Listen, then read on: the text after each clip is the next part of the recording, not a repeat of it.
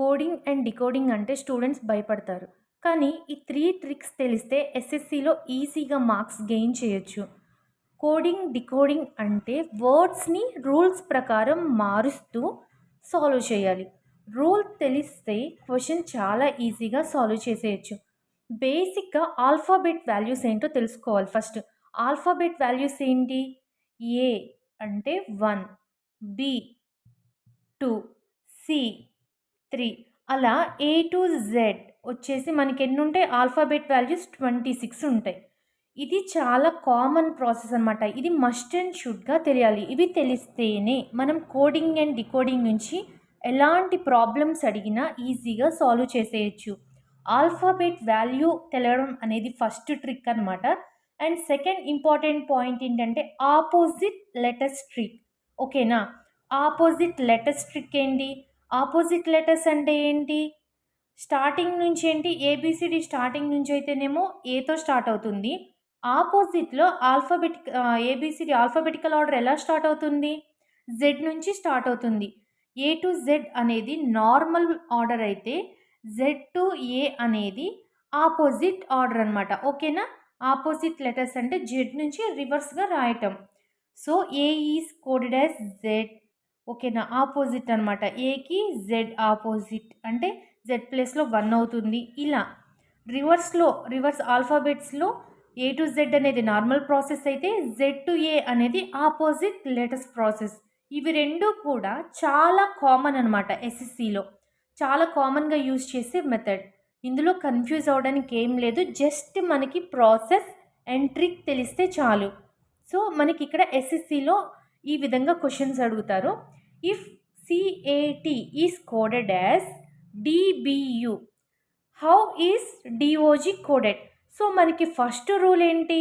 ఈ రెండిట్లి మధ్య ఉన్న రూల్ తెలియాలి. ఈ రెండిట్లి మధ్య యూజ్ చేసిన ట్రిక్ ఏంటో తెలియాలి. సిఏటి ఈస్ కోడెడ్ యాస్ డిబియు అన్నారు.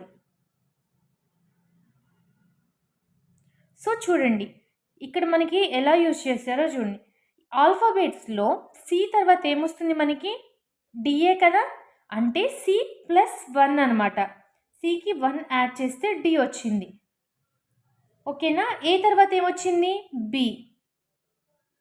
టి తర్వాత ఓకే. వీటిలన్నిట్లికి 1 యాడ్ చేస్తే, లేదు యాడింగ్ కూడా కాదు అనుకోండి. నెక్స్ట్ ఇంకో ట్రిక్ నెక్స్ట్ లెటర్.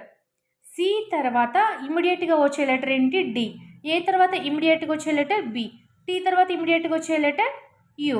సో, వీటి మధ్య ఉన్న రిలేషన్ ఏంటో మనం ఫైండ్ ఔట్ చేసాం కదా! +1 ట్రిక్ అనేది యూజ్ చేశారు. ఈ విధంగా ఈ రెండిట్లి మధ్య కోడింగ్ అనేది ఉంది. మనం ఏం ఫైండ్ చేయమన్నారు? డిఓజి. ఇప్పుడు మనం డిఓజికి ఫైండ్ చేయాలి. ఓకేనా? డి తర్వాత ఏమొస్తుంది? డికి +1 యాడ్ చేస్తే డి తర్వాత ఏమొస్తుంది? ఆల్ఫాబెట్స్‌లో ఈ వస్తుంది. ఓ తర్వాత ఏమొస్తుంది? పి. అండ్ జి తర్వాత ఏమొస్తుంది? హెచ్ వస్తుంది.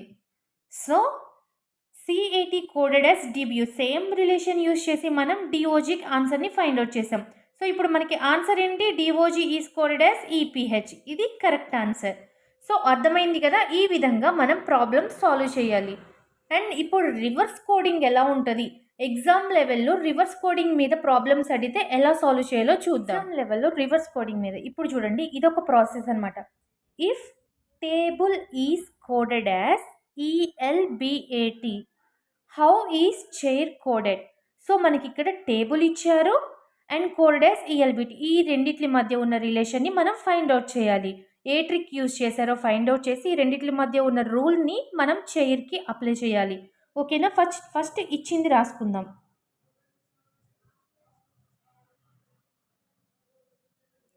ఎలా కోడ్ అయ్యి ఉందన్నారు? ఈఎల్బిఏటి.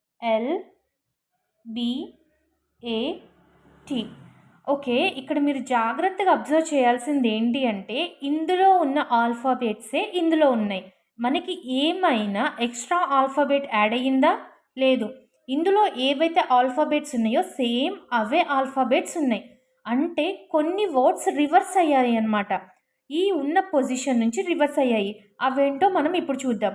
బి యాజ్ ఇట్ ఈస్గా బి పొజిషన్లోనే ఉంది. అండ్ నెక్స్ట్ ఇక్కడ ఈ ఎక్కడికి షిఫ్ట్ అయ్యింది, ఈ అనేది ఇక్కడ షిఫ్ట్ అయ్యింది, ఎల్ అనేది ఇక్కడ షిఫ్ట్ అయ్యింది, ఏ ఇక్కడ షిఫ్ట్ అయ్యింది, అండ్ టీ వచ్చేసి ఇక్కడ షిఫ్ట్ అయ్యింది. ఓకేనా, ఏ లెటర్ కూడా కొత్తగా యాడ్ అవ్వలేదు, జస్ట్ ఇక్కడున్న లెటర్స్ మాత్రం రివర్స్ అయ్యాయి. ఈ 2 లెటర్స్, లాస్ట్లో ఉన్న 2 లెటర్స్ ఏమో ఫస్ట్కి వచ్చాయి, ఫస్ట్లో ఉన్న 2 లెటర్స్ ఏమో లాస్ట్కి వెళ్ళాయి. సో ఇదే కాన్సెప్ట్, ఈ రిలేషన్ యూజ్ చేసి మనం ఇప్పుడు చైర్కి ఆన్సర్ ఫైండ్ అవుట్ చేద్దాం. So same trick,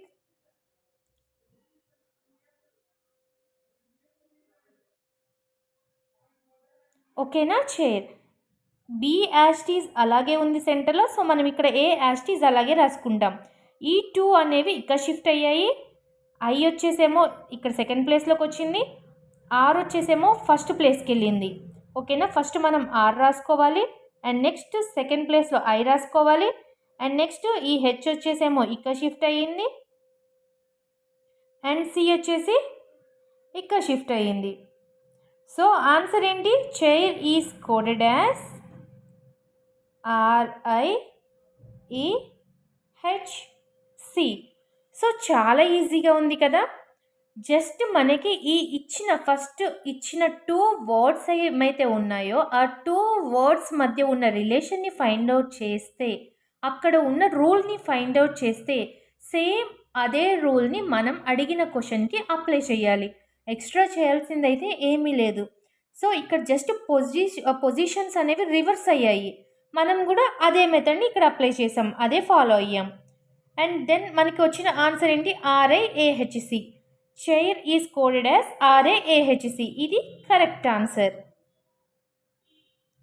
and next వచ్చేసి లెటర్ కోడింగ్. ఇప్పుడు రివర్స్ కోడింగ్ చూసాం కదా, అదే మనకి లెటర్ కోడింగ్ అడిగితే ఎలా సాల్వ్ చేయాలో చూద్దాం.